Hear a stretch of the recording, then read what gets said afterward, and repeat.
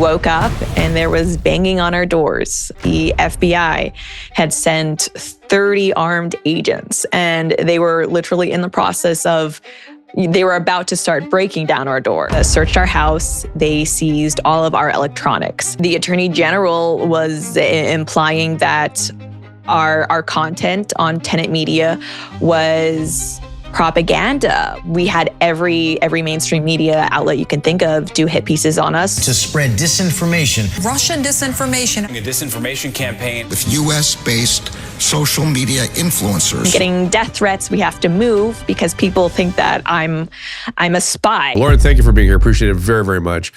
Now, I want to make sure your story, and people, it's interesting, on my restream, people are like, the Lauren's coming on the shows. So there's a lot of excitement about people seeing you here today, not just us. I want to give you the chance to tell your story in your own words. And then I'm sure Kira will have questions, and I know I will too. So tell us what happened. Sure. So to say that what happened is a very long story would probably be putting it mildly. If we had 3-4 hours, I could probably trauma dump for 3 or 4 hours, but I will try to, I guess, stick to the important parts. Essentially, hi, for people who don't know me, my name is Lauren. I suppose maybe I've reached a level of infamy now where I can say I'm actually the Lauren Chen, but basically I've been kind of in the political sphere, doing commentary, doing videos for almost 10 years now. So it's been a while. And I've previously done videos and content for The Blaze, for TPUSA. I've collabed with PragerU as well. And we, I guess what people are probably going to want to hear about is that we also had a company, Tenet Media, where we were basically working with established creators mostly and licensing their content, kind of conglomerating it. And September 2024, one day we woke up and there was banging on our doors.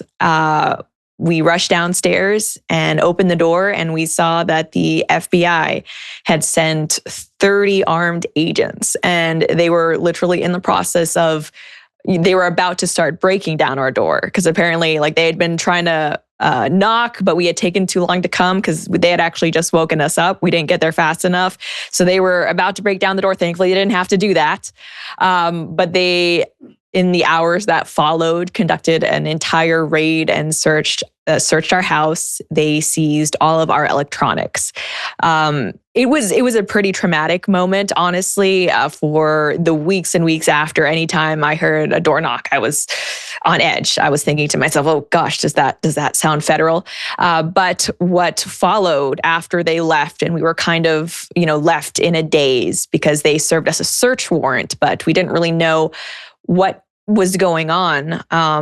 Kind of in the hours that followed, we saw that Merrick Garland himself, so the AG himself, gave a press release on a case related to us, which doesn't usually happen. A case has to be pretty high profile for the AG to speak on it personally in a press conference. But essentially, the Attorney General was implying that our content on Tenet Media was propaganda, was meant to sow division in the United States. And, because we were in that election season, this is September 2024, so just a couple of months before the general election, also implying that, hey, this is all an operation to drum up support for Donald Trump, was the narrative. And my husband and I were very confused. The FBI had assured us that there was no charges against us. We weren't being charged with anything, yet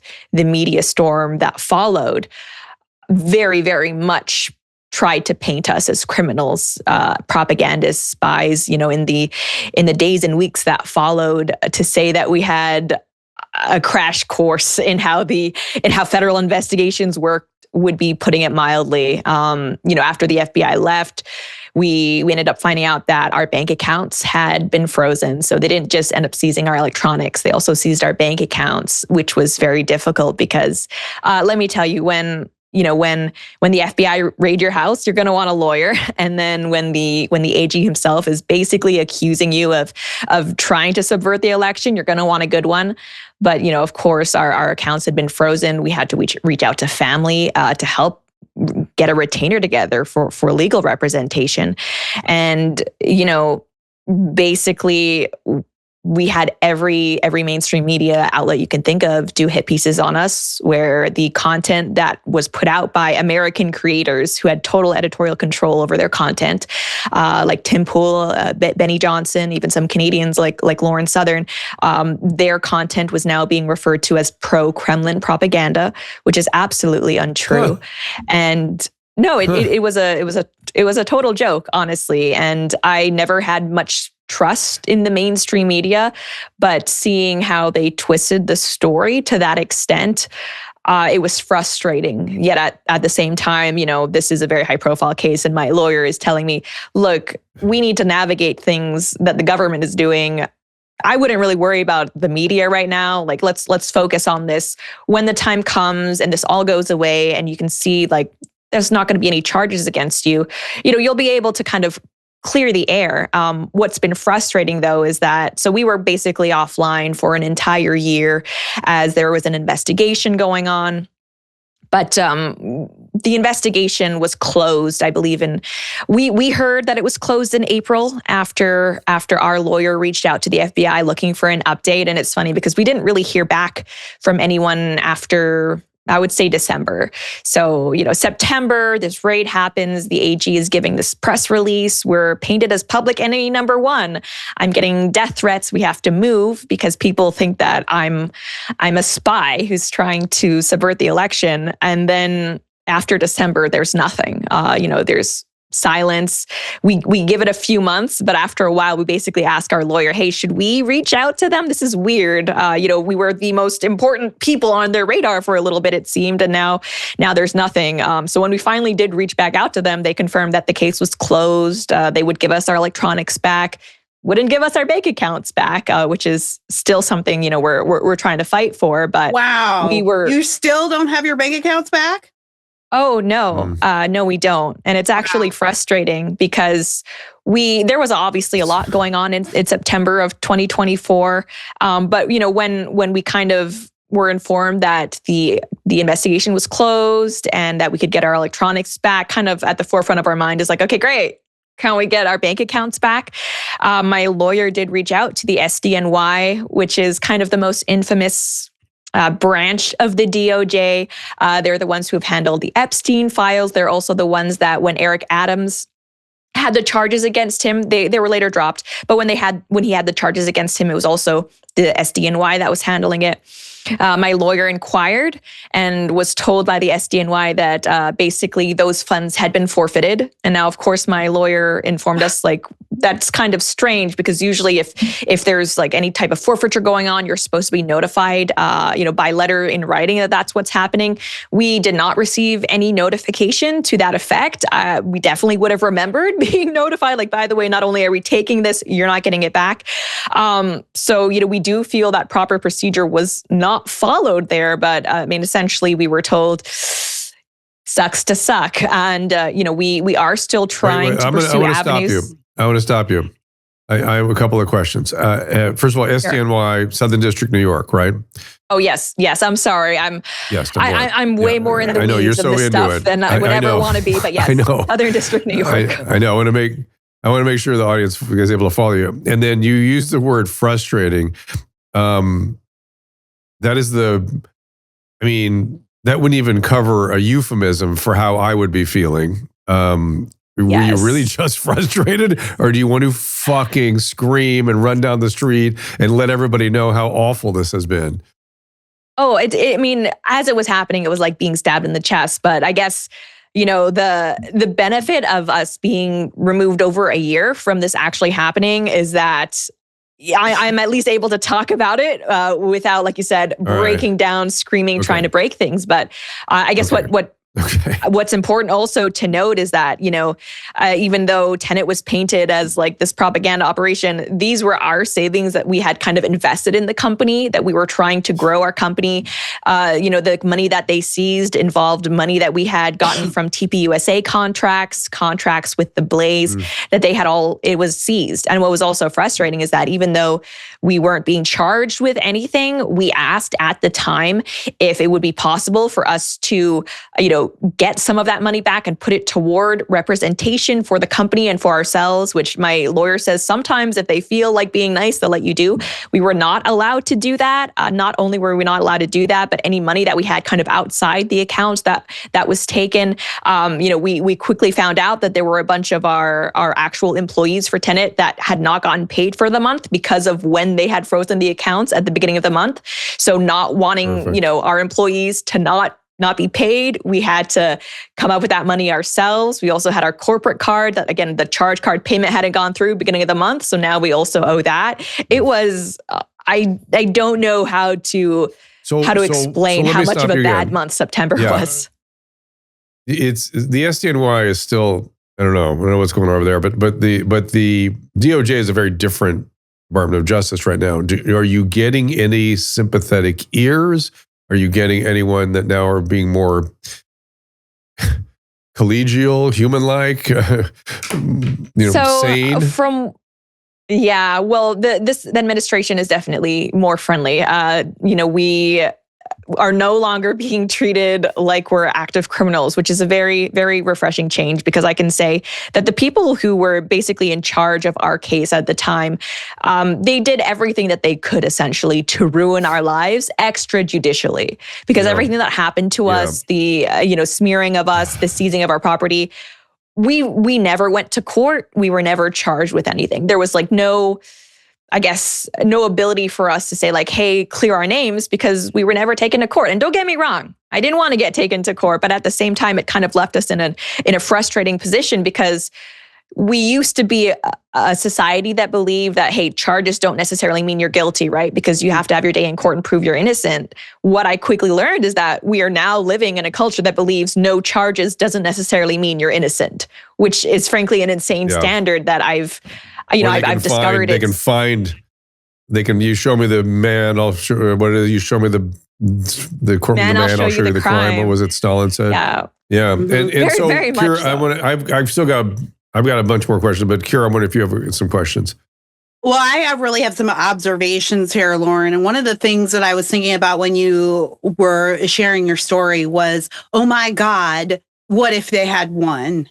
Because this is a horrible story. But this weekend, my comfort food is going back and watching election night results from 2024. So I rewatched. I did the MSNBC feed. I'm on ABC now, but I haven't watched it for a minute. And I think I'm going to write about this because I'm seeing it in a new light, given what we're experiencing right now with ICE and all of this. So when I was watching it, Lauren, I'll tie it back to what you said. When I was watching it, I realized that the complaints that the people were making at the beginning of the night and the end of the night in the liberal media, I realized they're broadcasting exactly what their intentions were for us. If you go back and listen to it, you're going to see a lot more heated language. We were laughing because it sounded sad at the time, but now that I see what's going on, it wasn't. It was heated and it was predictive. And one of the things they were saying, Jen Psaki and some of the other MSNBC hosts, was we have to make examples of people. We'll have to fight these battles in other areas. The governors will become important. We're going to have to hold people accountable for who they do business with. And that's what they were thinking of doing, knowing they weren't going to have the influence at that time. In the beginning of the night was so cute. They thought they might get away with, just losing the house. That was so cute. And so, that was what they were going to do, even being the losers. Your case, you saying the way they described me, Merrick Garland, talked about us being agents of the Kremlin. That's what you were, the test case. You were the stress test. That's what they were going to do. to all of us in media for sure, but definitely to the average American, just like we saw them do to the truckers up in Canada. And it's really important that we tell stories like this, Lauren. I want you to talk about that too. It's important because A, you're still going through that. You're still feeling effects of this in many ways. But B, just because we're out of the woods electorally speaking doesn't mean we're out of the woods morally speaking. We need to be talking about this stuff so it never happens again. Yeah, and they were so Russia in nutty cuckoo. RT was sort of in their crosshairs. William Shatner had 2 different shows on that network, everybody. And why didn't anybody raise an issue about that? Now, his name's never been brought up. And I was on his shows. I've been on RT many times over the years. Yeah. Right, and that was actually something that, coming back, people are like, "Well, you were on RT," and I want to say, yes, I wrote articles for RT. I stand by, I've done an article for them on Meghan Markle. I did one about whether America was really racist. I don't think that it is. This was.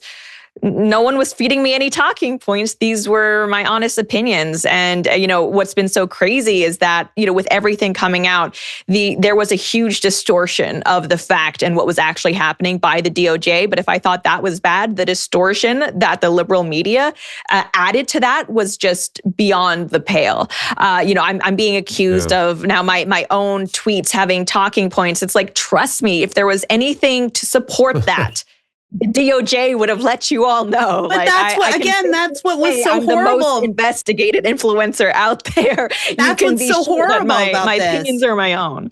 They're stacking, right? They're stacking their tools against you, Lauren. So you were saying it would be one thing for the DOJ to be saying this, or one thing for the media to be saying this. It's quite another when they start working together, isn't it? And coordinating their messages. That's not an accident either. It's so dangerous. It's so dangerous. This is such a clear warning story. No, definitely. And, Dr. Drew, you mentioned the...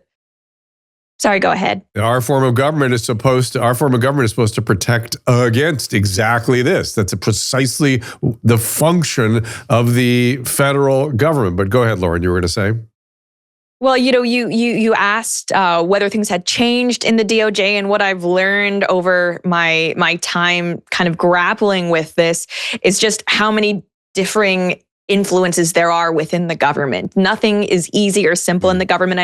I didn't quite understand what that meant until I experienced it firsthand. It really is the Leviathan, because right now there are people who are in the DOJ and who are in different agencies who want to help us, who see that there's been no charges. There was an entire investigation, over months and months. Everything that we owned was searched, all of our electronics. And I want to add that, if there's a warrant and they search you and they find a crime that's unrelated to the warrant, they can still charge you with that. They'll go after it. We have no... Yep. Exactly. That's what they will hope go for. after it. That's what they yeah. Essentially, we survived an entire search of our house, of our lives, electronic, everything under a microscope, and we still came away with nothing.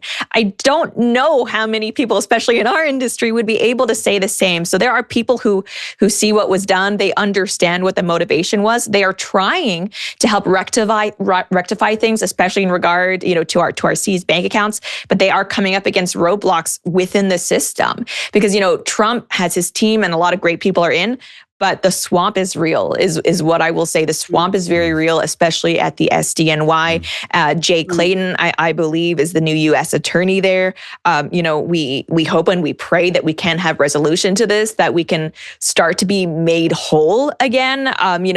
We have now returned to the States, which has been such a huge blessing. After, I guess, everything that happened, obviously, I stepped away from social media. I basically had to, because of the legal situation.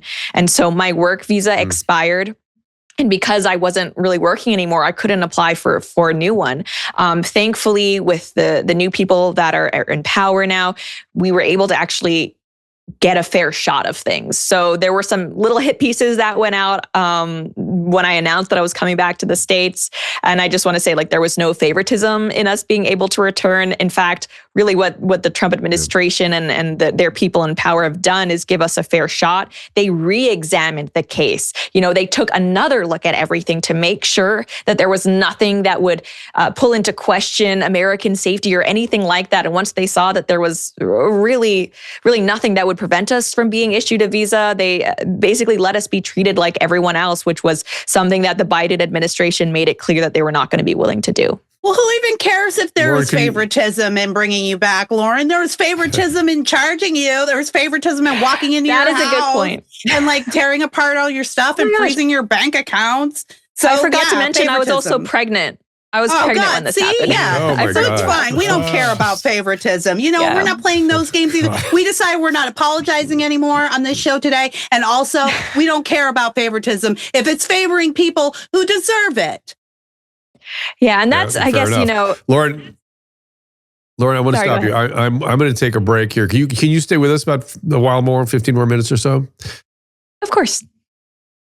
Okay. So I want to take a little break, and I'll let you finish that thought. And then there's two other topics I want to get into. One is, and this is for both of you, really what we think is about the Minnesota situation, Minneapolis, and what about Iran?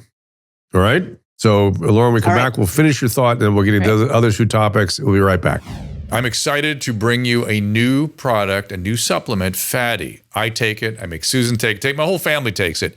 This comes out of, believe it or not, dolphin research. The Navy maintains a fleet of dolphins, and a brilliant veterinarian recognized that these dolphins sometimes developed a syndrome identical to our Alzheimer's disease. Those dolphins were deficient in a particular fatty acid. She replaced the fatty acid, and they didn't get the Alzheimer's. Humans have the same issue, and we are more deficient in this particular fatty acid than ever before. And a simple replacement of this fatty acid called C15 will help us prevent these syndromes. It's published in a recent journal called Metabolites. It's a new nutritional C15, pentadecanoic acid it's called. The deficiency that we are developing for C15 creates something called the cellular fragility syndrome.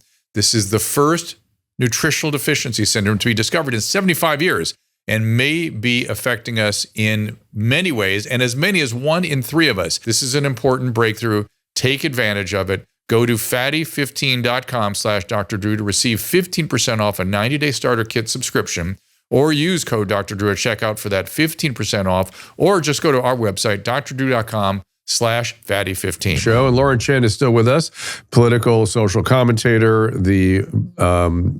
what should we say, the brains behind Tenet, and her story of woe is just like, frustration does not even begin to cover the feelings I have on your behalf when I hear this story. And it is a time when, people are being hunted. People are being actually hunted down for having a point of view, and certainly silenced. COVID was even a more egregious example that devastating takedowns were the order of the day. And that was from the medical community towards the medical community. I can just imagine on the political side. But you were trying to finish a thought, Lauren, before I interrupted to take that break. What was that thought? Well, just that even though the Trump administration has come in now, that there are still a lot of people within the government who are hostile to his agenda. And, having experienced it just on such a small scale, I see from the outside that there are people who are frustrated that there isn't more being done of what they voted for. But let me tell you that getting anything done is an uphill battle. Even if with our small case still ongoing in the way it is with our bank account seized, I can only imagine on a macro scale. And I would also and I've been exposed Maha. I've been exposed to Maha and their frustrations. It's phenomenal how difficult it is. And the fact that RFK Jr. has been able to forge on is also remarkable. I'm impressed that anything is able to be accomplished. And I would also like to mention that you mentioned a Give, Send, Go link at the beginning when you introduced me. The givesendgo.com/Lauren Chen, that is for the legal fees. Even though we never were charged with anything, we still racked up around 6 figures in legal fees, which is, they can really kill you with lawfare. We've seen that they've tried to do that with President Trump as well. 6 figures in legal fees, and we were never even charged with anything, never taken to court. So, if there are people who wonder why we, I guess, don't try to sue for our bank accounts back, that is one of the options. But, it's an expensive thing to do. Yeah. Yes, for sure. Yeah, it's actually, again, I want to go back. Right. And I want to go back to the idea of what was going to happen if we didn't flip the administration. How many more Lauren Chens were there about to be? And if with Arctic frost. That's right. And if we're all, see, they don't have to come into our homes and drag us out of our beds, right? If we're all mired in legal,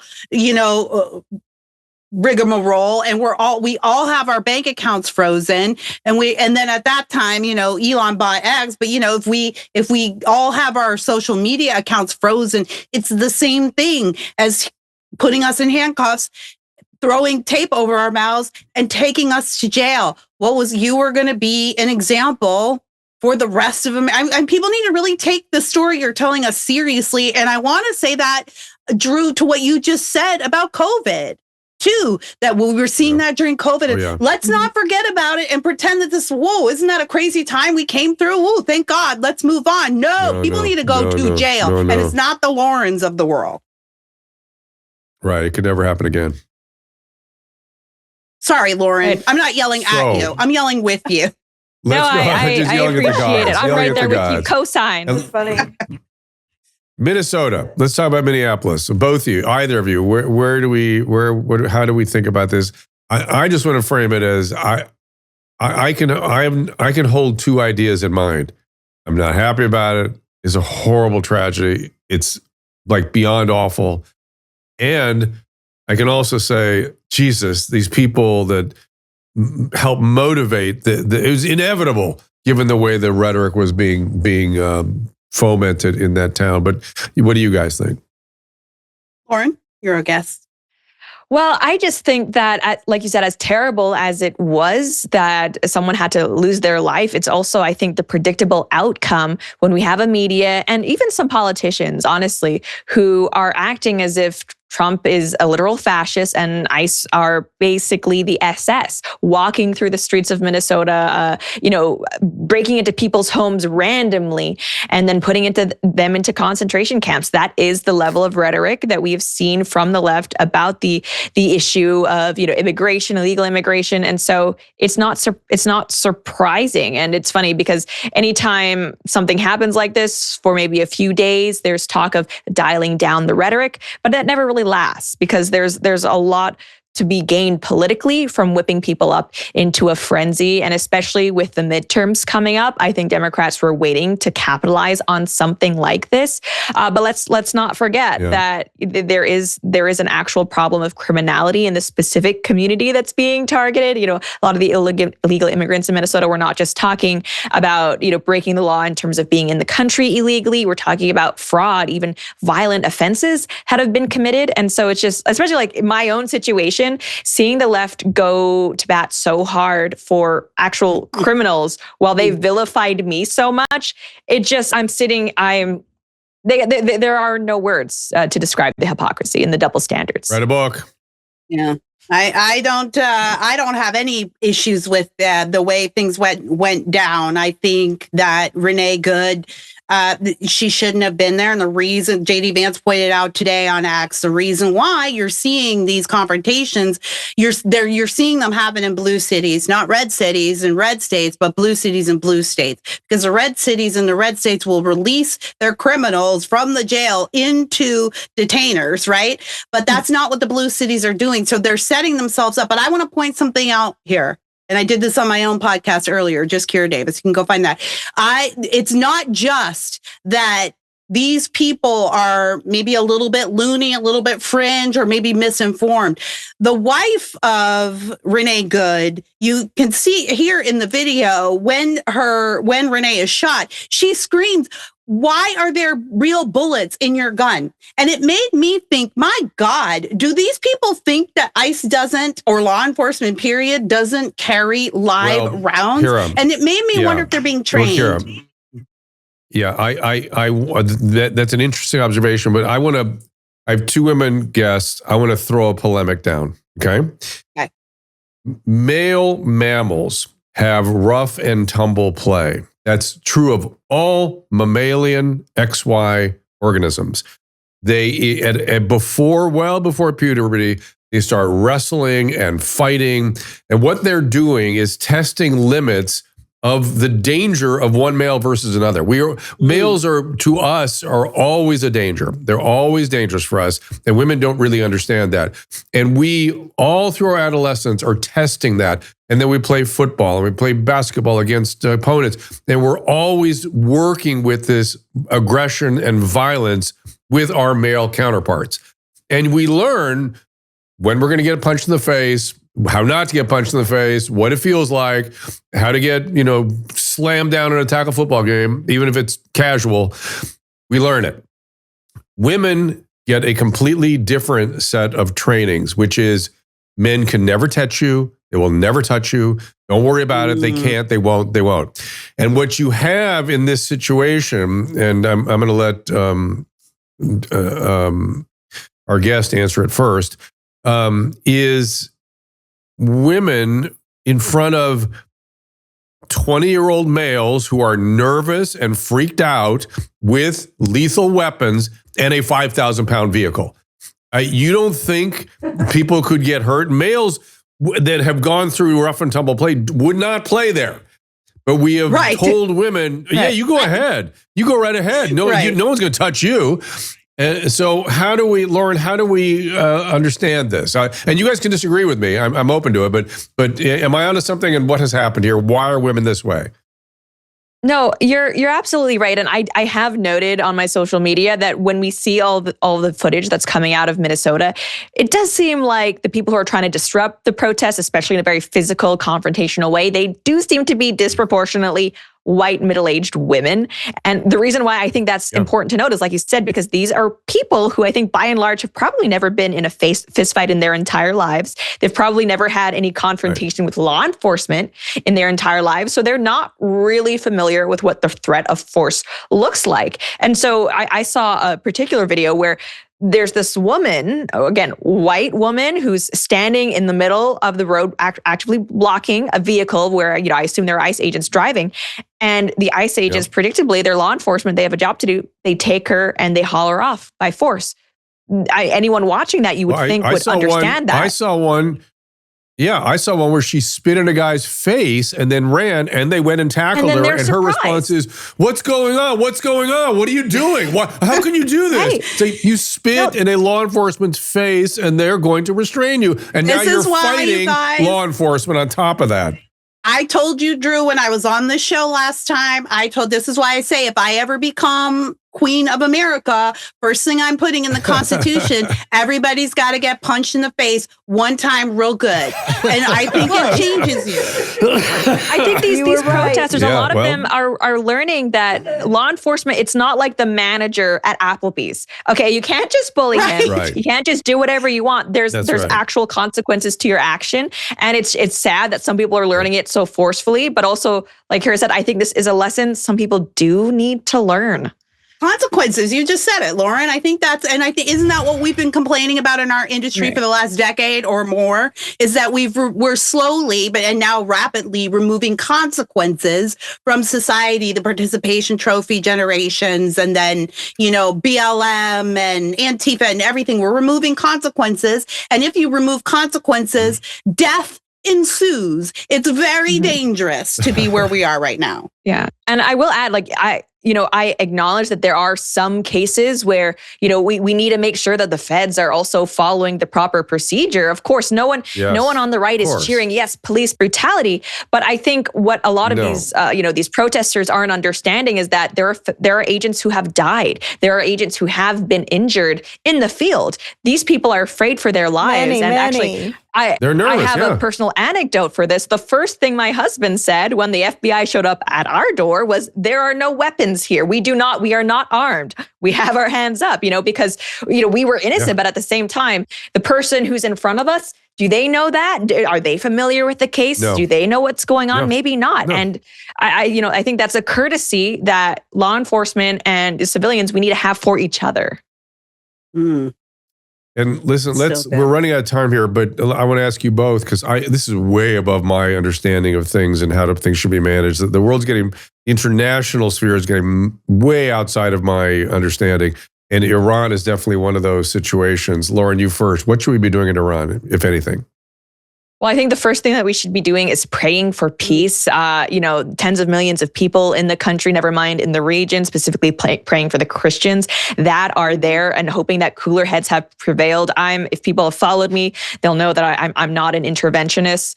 And thankfully, this president does seem like he is on the page where he does not want more boots on the ground in the Middle East. He doesn't want more American deaths. And so, we've seen some very impressive turnarounds from what seemed like inevitable war from this administration, whether that's, earlier with Israel versus Iran. We've seen this recently in Venezuela. It seems like giant conflicts have been averted. We need to be praying for that here.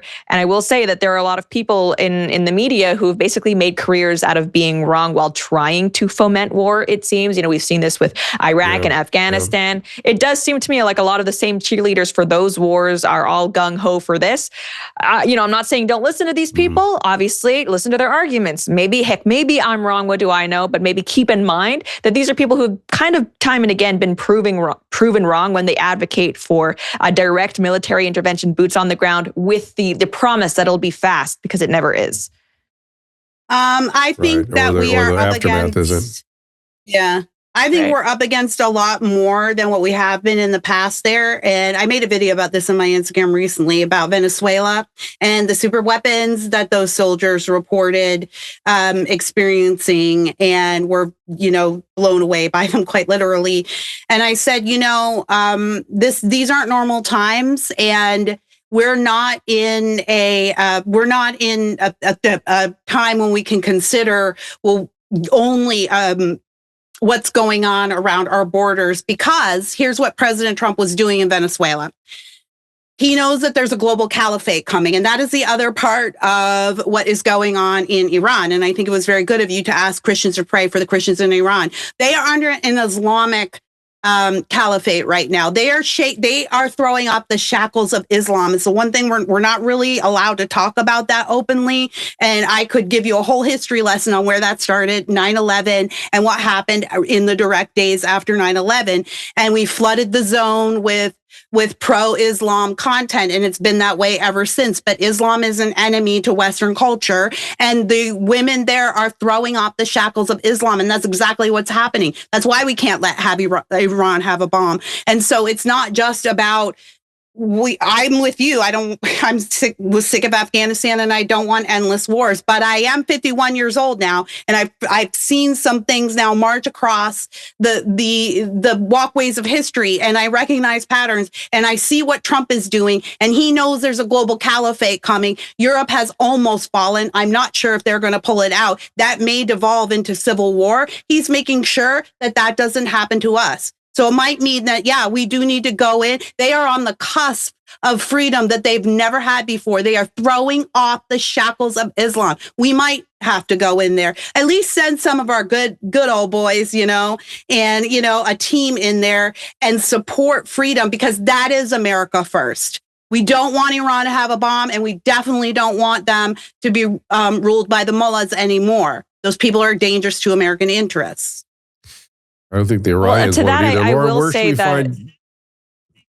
Go ahead. Well, just really quick, prior to the 70s, Iran was fairly modern and secular, especially by its current standards. There was previous American intervention that some people say has kind of led them down the path to where they are now politically. That's and exactly I think with what something happened. like this, Yep. yeah, That's exactly what happened. Yep. We just have to understand that there are a lot of knock-on effects that I don't always think are considered with intervention. We saw that, with Iraq, American intervention was part of what created a vacuum that led to ISIS.